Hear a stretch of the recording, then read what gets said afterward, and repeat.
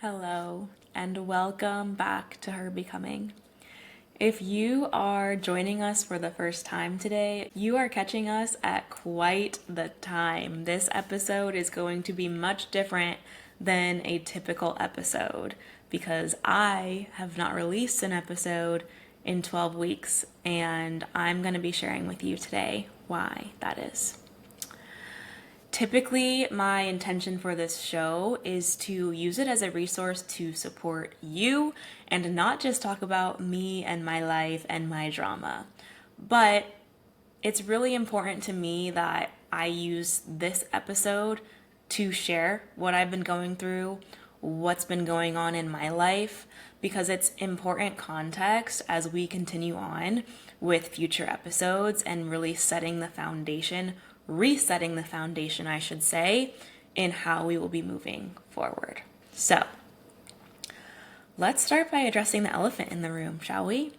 If you follow me on Instagram, you know already a little bit about what's been going on, but I want to use this space that I value so much, this community that I just adore, to really open my heart to you and let you know where I've been, what I've been going through, and how much I have shifted in these last 12 weeks, because I have been doing a lot of my own becoming, and it's been painful and messy, but also so beautiful. And I feel honored to be able to be vulnerable with you and share where I've been.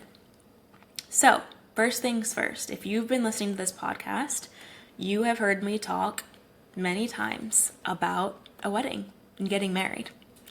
Well, I did not get married. I called off my wedding just 19 days before it was supposed to happen. And it was the most traumatic and dark experience of my life.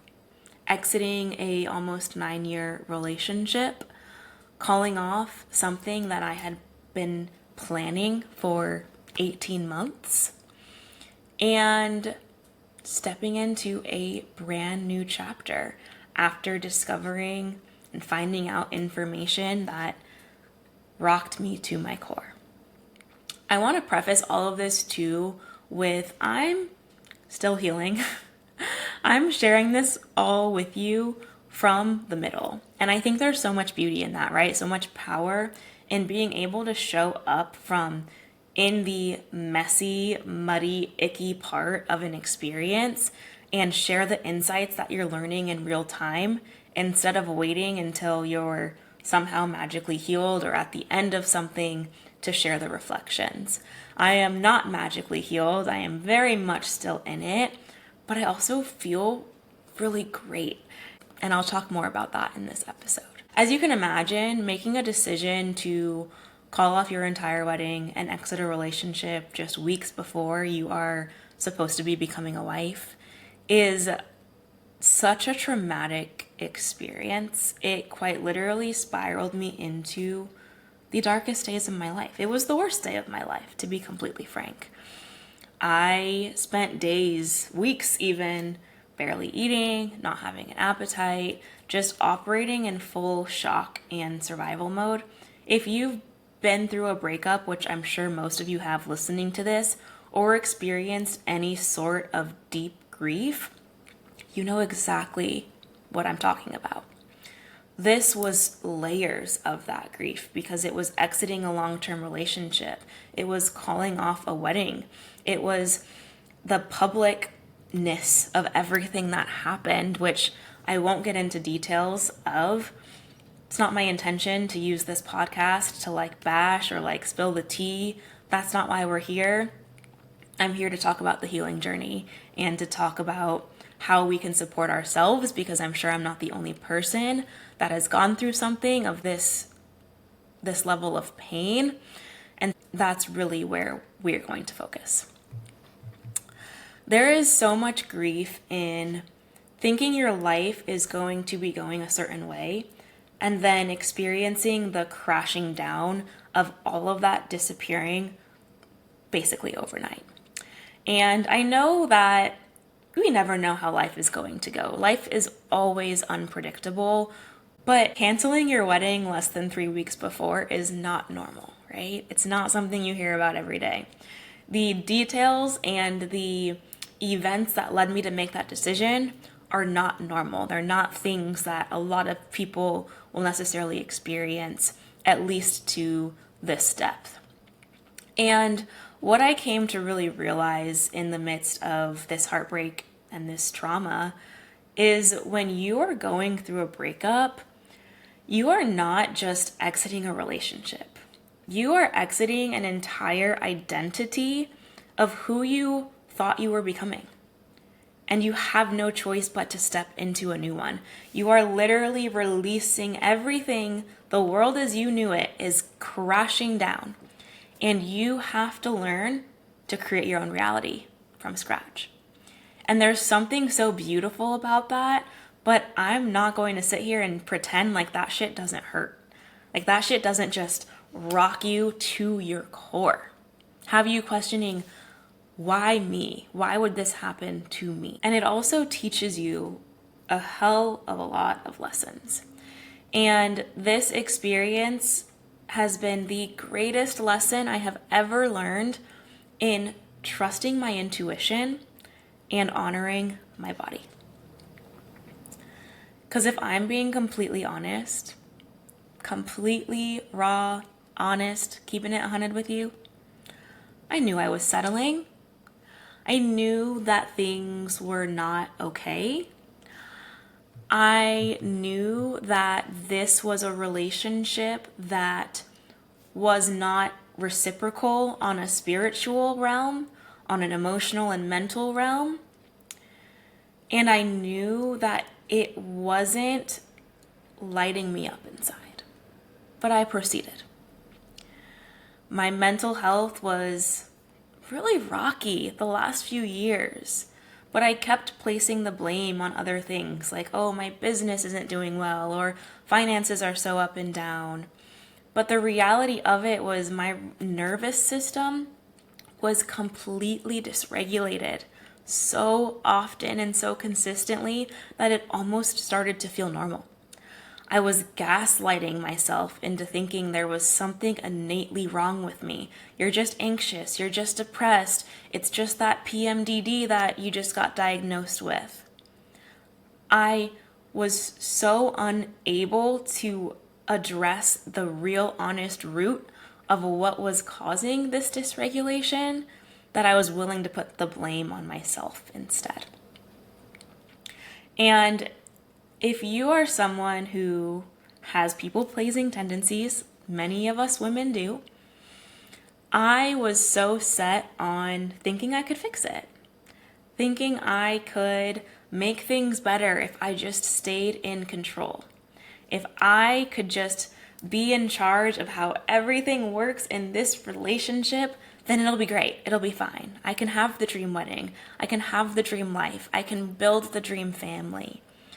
If you have been listening to this show for a while, you'll recall an episode that I recorded all about how being in control and our need to be in control is actually just blocking our blessings because it doesn't leave space for us to attract what we're actually meant for. And what I was doing in this relationship by trying to fix it and trying to shape-shift it in what I thought it could be was actually blocking my own spiritual and personal growth. And also blocking opportunities and things that are actually meant for me because I didn't want to rock the boat. I was willing to self-abandon to keep the peace. And I think a lot of us women are. Something that has always stuck with me that I heard years ago is if the person that you are with did not change, would you still be okay and satisfied in that relationship? The reason that that question is so important is because we often chase potential and then end up in these cycles of self-abandonment.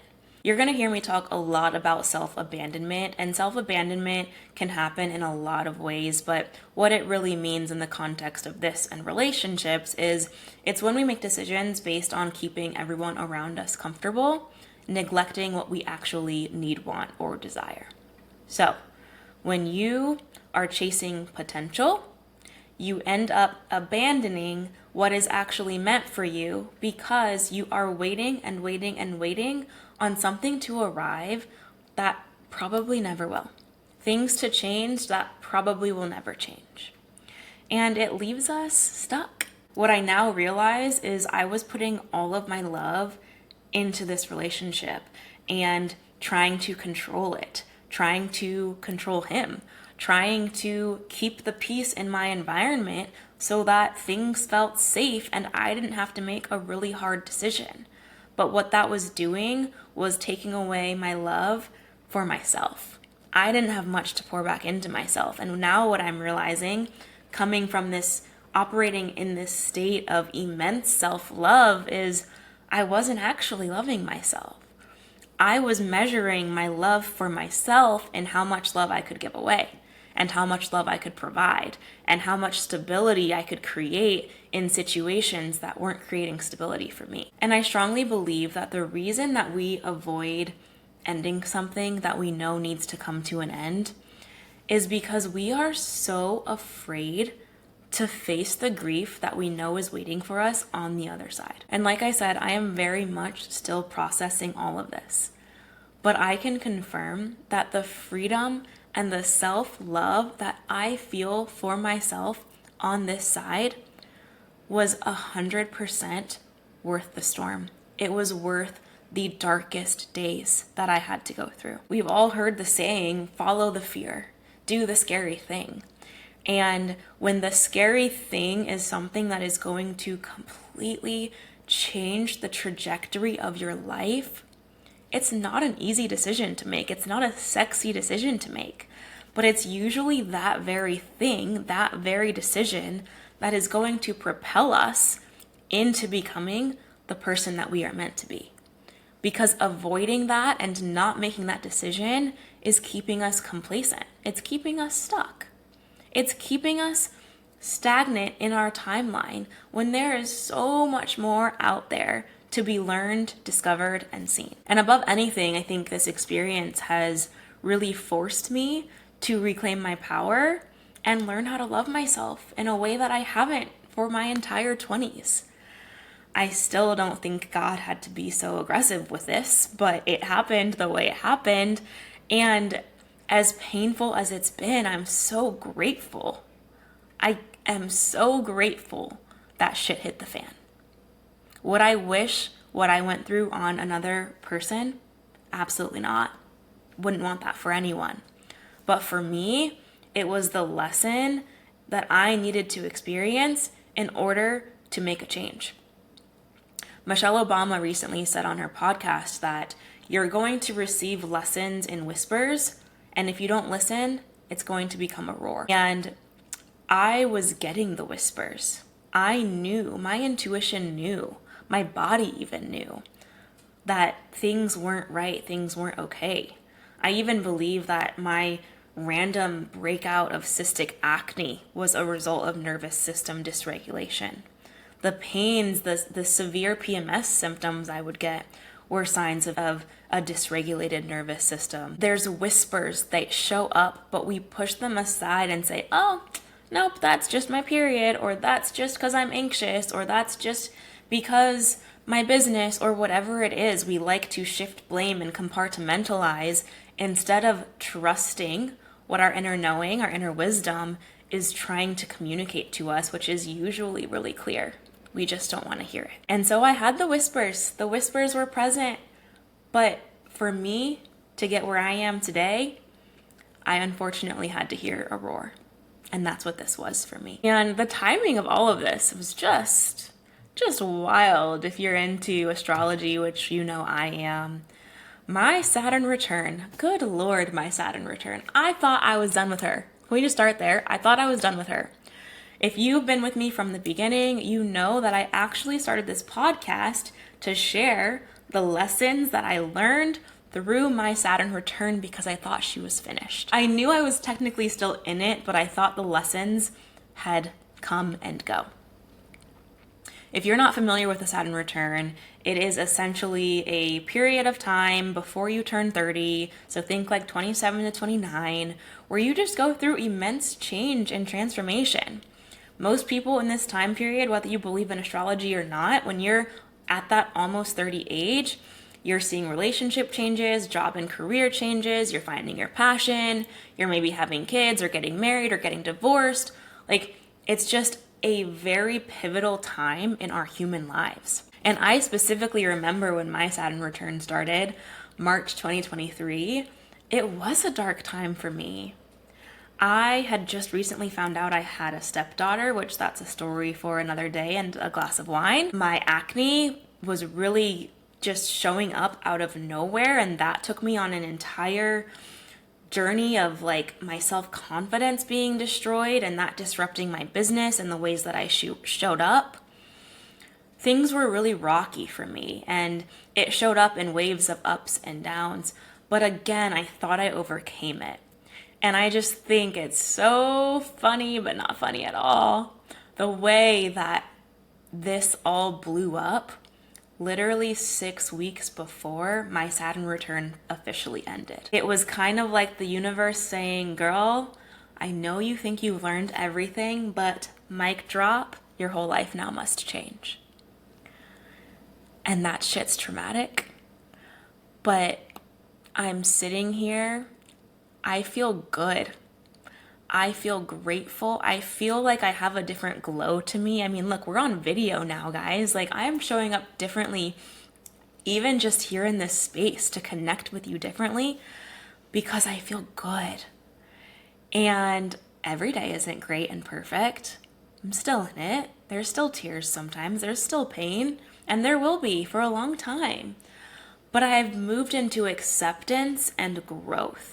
And I think that that is really what I needed to experience and go through in order to start becoming this version of myself. To start becoming the woman that I know I am destined to be. Her becoming was always meant to help you step into your full power and evolve into the version of yourself that you know you will be. However, I had to step into that before I could fully guide you. And that's what I think this is. This is me sharing from the journey. And I will continue to be on the journey. I don't ever plan on reaching some magical end. I plan on walking this path with you and bringing you along with me and sharing the ugly, the beautiful, the traumatic, but also the gratitude in every single moment that we get to experience. So that's where I've been in a nutshell. That felt a little bit chaotic and a little bit messy, but I really just wanted you to hear from my heart where I'm at, and I'm more excited than ever to bring you with me. I'm more excited than ever to get to dive deeper into topics around healing, self-worth, self-love, nervous system regulation, habits and self-discipline, and all of the things that I was always interested in, but have now taken a completely new shape and form in my life. So thank you for being here, for listening, for watching, wherever you are. It would mean the world to me if you share this podcast with someone who you think would benefit from these conversations. Today was a lot about me, and like I said, that's typically not my go-to for this podcast, but it was necessary to reset this foundation. And in the next episode, I'm going to be really sharing with you, like, what have I actually been doing to take care of myself in this time? How have I fostered a deeper sense of self-love? And what are some of the things that have worked for me so far to carry me through the darkest days of my life? So, I will see you next week. Thank you for being here. Like, comment, follow, subscribe. You know the deal. and I will see you on the next episode. Be well.